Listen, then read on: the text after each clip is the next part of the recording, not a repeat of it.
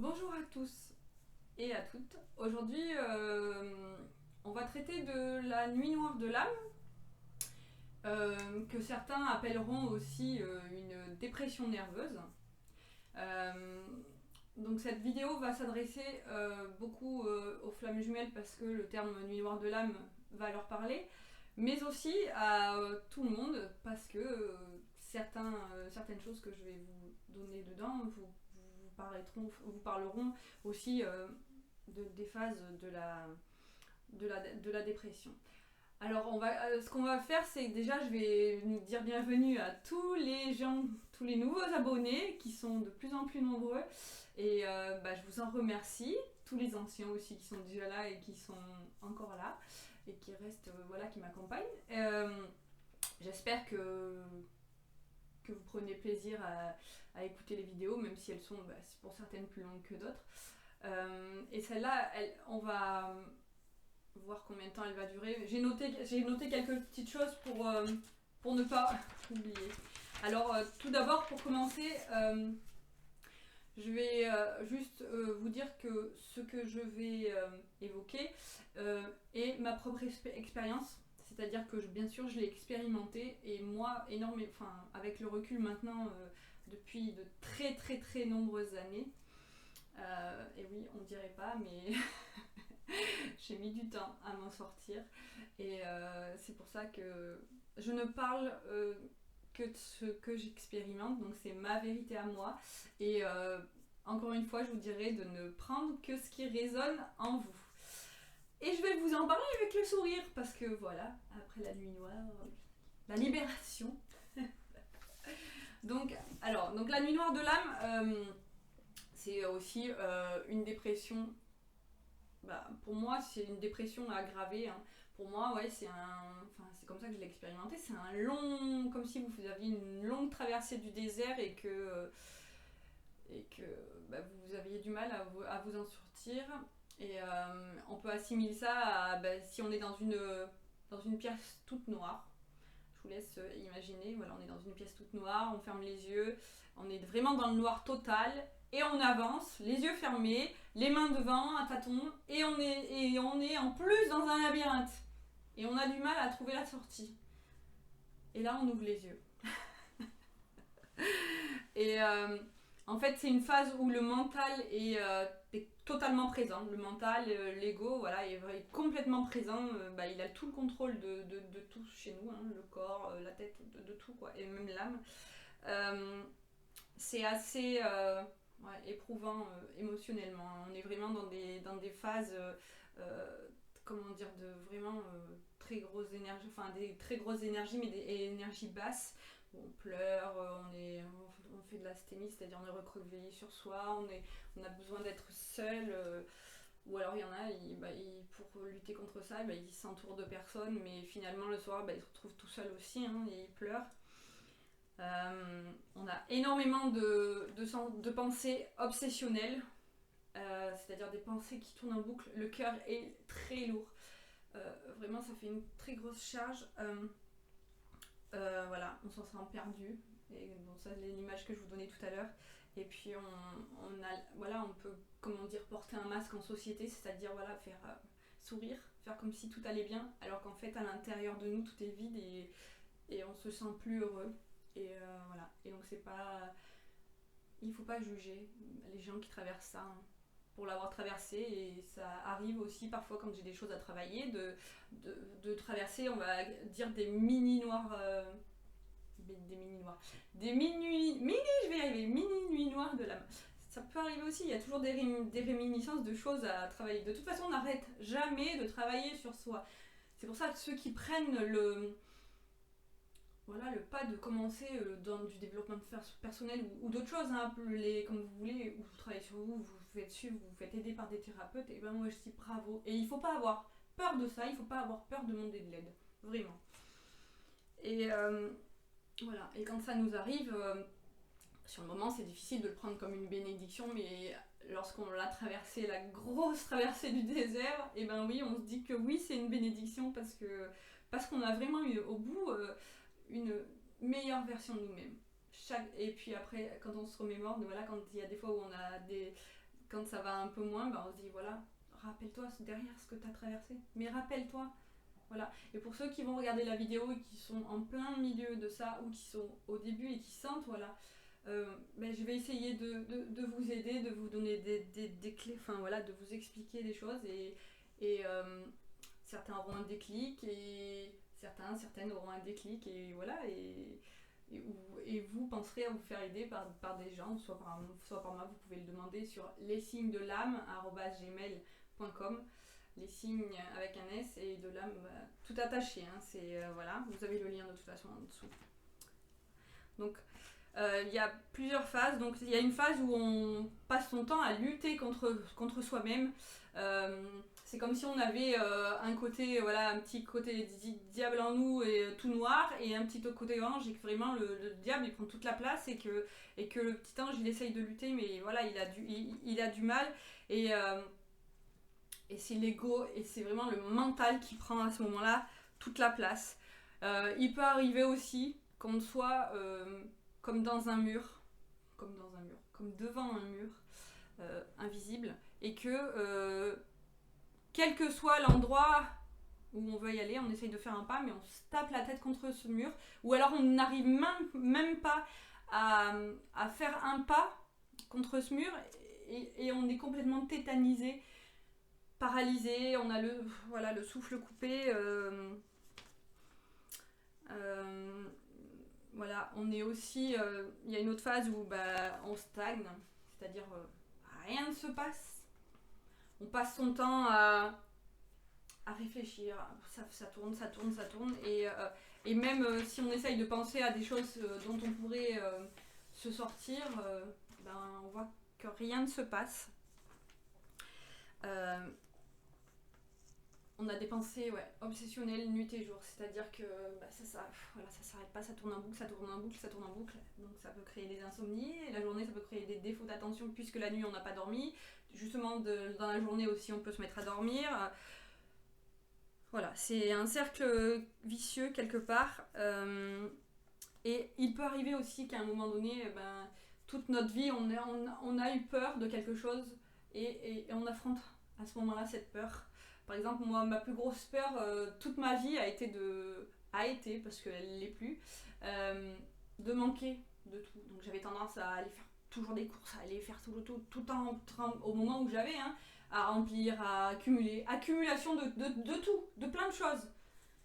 Et finalement, le jour où je suis tombée au plus bas, j'ai tout perdu. Hein, j'avais plus rien. J'ai eu la chance d'avoir des gens qui m'ont aidé pour déménager dans un endroit, mais quand j'ai quitté l'endroit où j'étais au moment où j'étais au plus bas dans cette phase, j'avais plus rien. J'ai dû tout jeter, hein, et j'étais avec mes 4 enfants. Et à la suite de ça, heureusement j'ai eu des personnes qui m'ont aidé, qui m'ont donné des meubles, voilà. Et je les en remercie si certains regarderont la vidéo. Et donc oui, voilà, si à ce moment-là il arrive que vous affrontiez quelque part en ayant cette peur latente et qu'on la travaille pas, et finalement elle arrive, et voilà, et quand elle est là, on est obligé de tout lâcher puisqu'on n'a plus rien, quoi qu'il en soit. Il y a une phase aussi où on fait des demandes. Alors pour ceux qui croient dans la religion, ils se tournent vers ça. Pour ceux qui font des demandes à l'univers, ou aux anges, aux archanges, vous faites des prières, vous demandez, et vous voyez que rien ne se passe. La situation ne semble avoir aucune issue positive. C'est comme si on était dans un... Voilà, le serpent se mord la queue, c'est-à-dire on ne s'arrête jamais. C'est un cycle, à vous en parler, j'ai vraiment le plexus solaire qui se bloque, et certains en regardant la vidéo vont avoir des déblocages. Donc alors il peut y avoir aussi vous pouvez avoir l'appétit qui se coupe, c'est-à-dire vous avez plus envie de manger, vous sentez même plus ni soif, hein, même la saveur de vous ne sentez plus rien en fait. Vous pouvez manger un truc épicé comme un truc pas épicé, en fait vous sentez même plus le goût des aliments. Ou alors vous pouvez avoir aussi l'effet inverse, manger, c'est pareil, vous avez même plus la saveur de l'aliment, vous mangez pour combler ce vide ou pour essayer de vous réconforter de cette méga peur ou de cette nuit, voilà, de ce qui vous arrive. Vous avez plus d'énergie pour rien, mais vraiment plus. Vous êtes vidé, vous êtes lassé, il peut arriver que vous ayez toujours que envie de dormir parce qu'il n'y a que dans les quand vous y arrivez, hein, que le sommeil qui quelque part vous libère. Soit vous perdez énormément de poids aussi par rapport à cet appétit que vous n'avez plus, soit vous en prenez beaucoup. Et voilà, pour mon cas personnel, ça a été ça. Moi, ça a été prendre du poids, et même sans forcément manger. Hein. J'ai eu des fois des crises de... C'est-à-dire que je mangeais, j'avais un paquet de gâteaux, je le mangeais entier, enfin, plein de choses comme ça. Mais il y a d'autres phases où je mangeais pas, et pourtant je grossissais. Et on m'a toujours dit, j'allais voir plein de médecins, et on me disait, mais c'est des kilos psychologiques. Et en fait, c'était une barrière de protection que je faisais pour éloigner, quelque part, pour moi, pour me sentir en sécurité et pour paraître laide aux yeux des gens et pour éloigner les gens de moi, quoi. Vous ne vous ressemblez plus. Vous découvrez, enfin voilà, il y a une période où vous aussi vous regardez devant le miroir, vous aimez pas, vous vous dites mais c'est qui cette personne, mais c'est pas moi. Enfin, voilà, si vous étiez d'une nature, si vous étiez pleine d'énergie, par exemple hyperactif, du jour au lendemain vous faites plus rien, que vous étiez en super bonne santé, que du jour au lendemain vous êtes malade, complètement malade, ou que vous étiez toujours en train de rire, toujours, et que du jour au lendemain vous avez plus goût à rien, vous passez vous pleurez, et vous êtes dans une solitude extrême, même d'être avec vous-même, vous ne le supportez pas. Vous doutez de tout. Même si des gens autour de vous vous disent tiens, tu devrais faire ci, tu devrais faire ça, tu devrais faire ci, tu devrais faire ça. Mais oui, mais il y a des périodes où on n'est pas en mesure, on n'est pas en capacité d'entendre ça, et c'est vrai que on doute de tout. Oui, mais il m'a dit ça, mais pourquoi, je l'ai déjà tenté, ça n'a pas marché. Mais si je fais ça, est-ce que je vais y arriver? Enfin, on doute de tout, même de savoir comment on va s'habiller, de savoir qu'est-ce qu'on va faire dans 5 jours, enfin, voilà. Et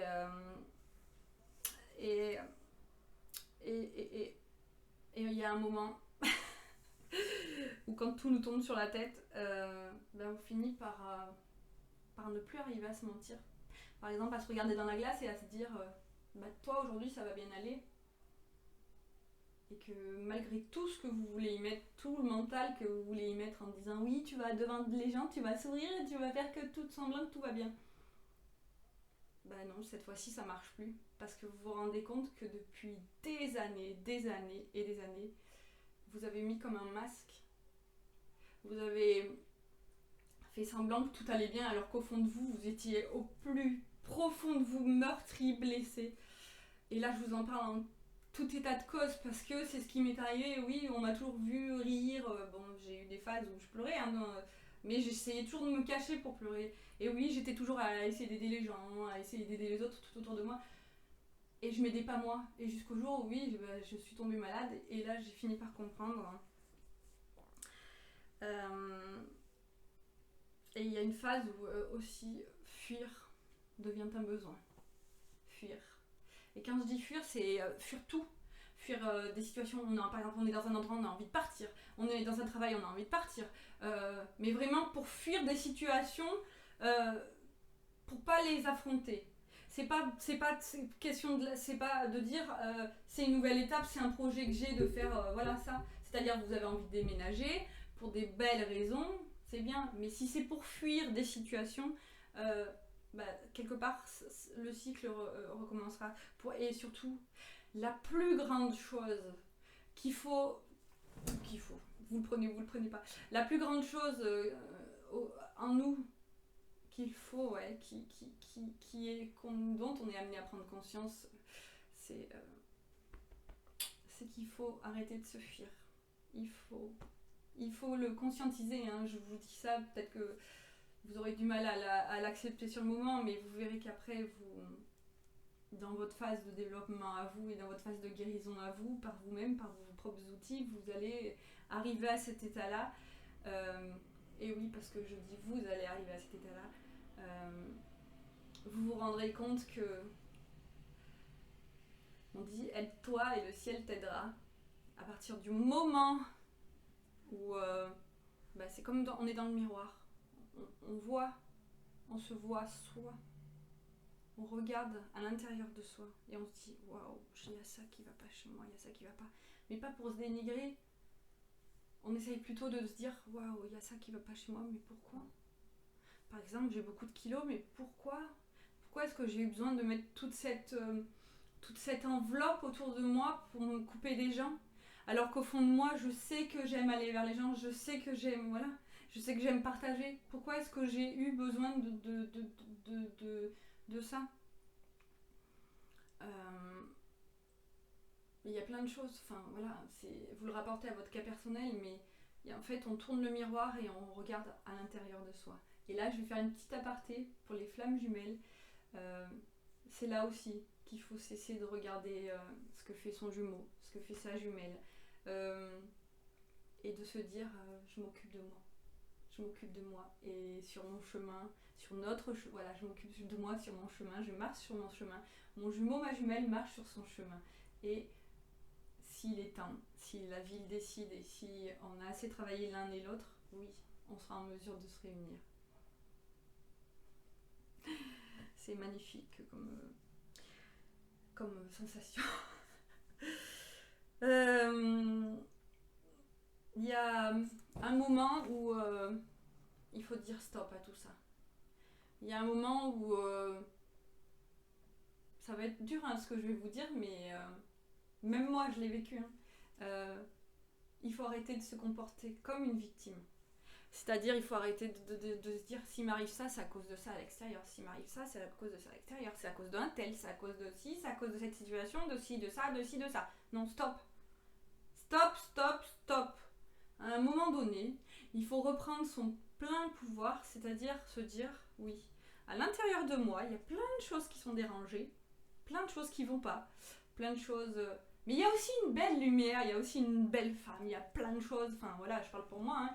Il y a plein de ce que je me suis dit, moi, il y a plein de choses, et putain, mais voilà ce que tu as à t'offrir, mais pourquoi tu t'infliges tout ça?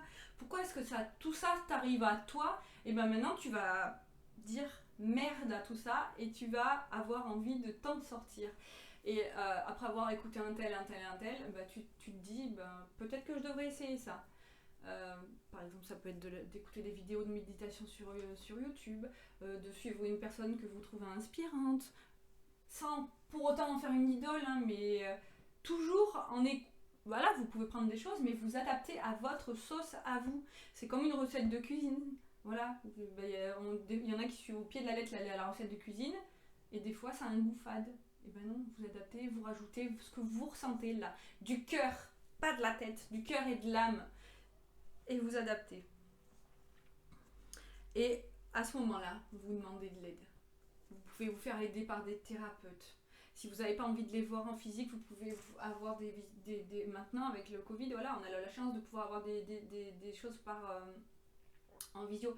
Essayez d'avoir toujours un avis de quelqu'un qui a déjà consulté cette personne, ou qui a déjà... Ou sinon vous écoutez vraiment votre ressenti, et vous voyez ce qui peut vous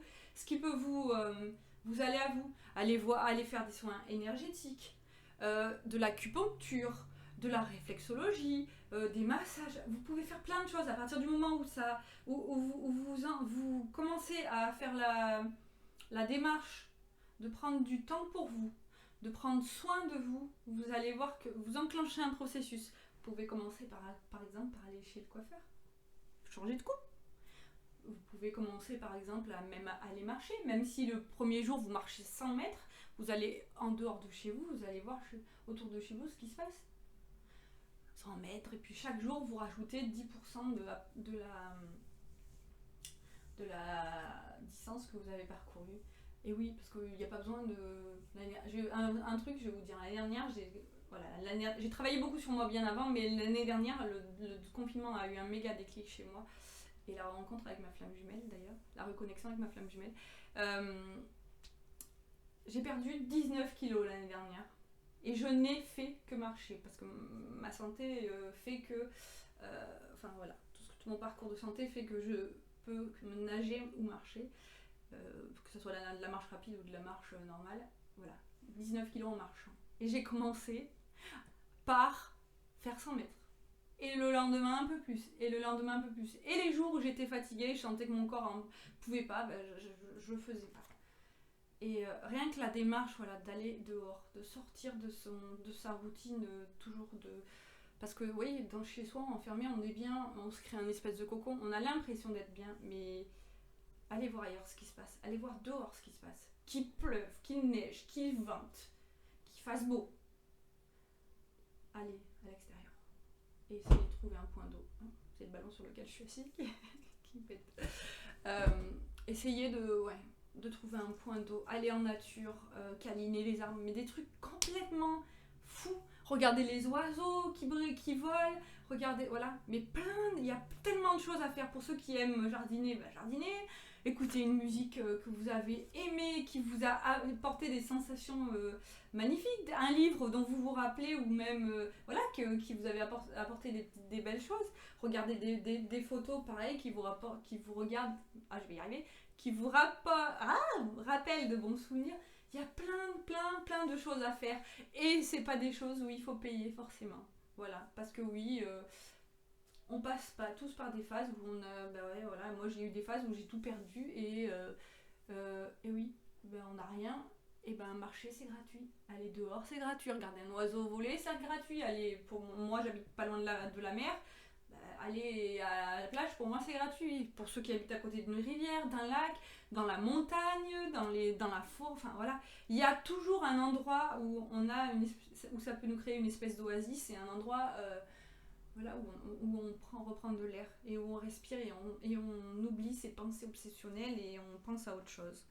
Et on se fait passer en priorité. Donc là, on a été dans la phase où on demandait de l'aide. je me suis un peu avancée sur le reste. Ouais, de toute façon, ça regroupe ce que je disais. On a l'étape où on demande de l'aide parce qu'on a souhaité, parce que toute notre vie, on a essayé de vaincre cette chose seule finalement, et que finalement, on voit que ça n'a pas marché, ça n'a pas fonctionné. Et là, oui, on est obligé de s'intéresser à soi-même. Et c'est ce que je vous expliquais. Et il ne faut pas hésiter aussi à exprimer son mal-être. C'est-à-dire, quelqu'un te dit dans la rue bonjour, que tu connais, salut, ça va, et pour une fois tu vas arrêter de lui mentir et arrêter de lui dire oui, ça va, sans pour autant tomber dans la victimisation, raconter ta vie pendant des heures et des heures. Je vous dis ça, mais c'est la tendance que j'avais à faire moi, à un moment donné de ma vie. Les gens, je croise quelqu'un et en fait je devais le saouler parce que je lui racontais toute ma vie en long, en large et en travers. Bon, avec le recul, je me dis non, c'est pas ce qu'il faut faire. Il faut arrêter de se mentir. Donc voilà, quelqu'un te dit ça va, excuse-moi, mais non, en ce moment je traverse une période pas très facile. J'essaye de m'en sortir. Et là, vous pouvez même demander, est-ce que tu peux m'aider ? Est-ce qu'il y a quelque chose, est-ce qu'on peut aller boire un café ? Est-ce qu'on peut boire un verre ensemble ? Ou est-ce qu'on peut ne serait-ce que aller marcher, voilà. Est-ce qu'on peut se voir ? Est-ce qu'on peut passer du temps ensemble ? Voilà, si c'est quelqu'un que vous aimez bien, n'hésitez pas à demander. Et vous passerez pas vous serez plus en train de pleurer à chaque fois. Parce qu'en fait, moi, je vous dis ça, je croisais les gens et je passais quand le peu de personnes que je croisais, parce que je m'étais tellement enfermée. Donc j'allais souvent dans les hôpitaux et tout aussi en même temps. Donc je m'étais enfermée dans un cercle et dès que je dans un cercle vicieux et dès que je voyais quelqu'un en fait, ce qui était très rare, la pauvre personne elle prenait toutes mes énergies négatives, la pauvre. Et avec le recul, je me dis non, j'aurais dû peut-être dire c'est une phrase très très bien. Je traverse une période pas facile de ma vie et je me rends compte que j'ai besoin d'aide. Est-ce que tu peux m'aider ? Ou est-ce que tu connais quelqu'un qui pourrait m'aider ? Vous le prenez pas, vous le faites pas. Voilà, c'est le moment. Si vous regardez cette vidéo, c'est que c'est le moment, il y aura un déclic. De toute façon, je le sais et je le sens. vous serez de toute façon amené à vous en sortir. Quel que soit ce que vous traversez, quelle que soit dans la situation dans laquelle vous êtes, il y a toujours la lumière, quelque part, la flamme, la lueur d'espoir. Et ça, c'est la dernière phase. Après, on dit, après la pluie vient le beau temps. Après la nuit, le soleil se lève. Et même si après la nuit très sombre, la nuit devient ne serait-ce qu'un tout petit peu plus clair, et ben, c'est bien aussi. Je dis, laisse entrer la lumière. Voilà, on va s'arrêter là. J'espère que cette vidéo vous aura vraiment vous aidera. Et même si ça doit aider qu'une personne, et ben c'est dans ce but là que je fais mes vidéos, c'est-à-dire quelque part en vous faisant cette vidéo, ça m'aide moi aussi à continuer d'avancer et ça aide des personnes de toute façon. Et je vous souhaite du courage, je vous souhaite d'être en amour pour vous-même, d'être en amour pour les autres et de diffuser, de prendre conscience de la lumière que vous êtes à l'intérieur et de continuer et d'expandre et de la diffuser partout. Et je vous souhaite une super belle journée et quel que soit le temps, enfin voilà, dans combien de temps vous verrez cette vidéo, que ce soit dans un jour, une semaine, dans un mois, dans un an, cette vidéo sera toujours valable.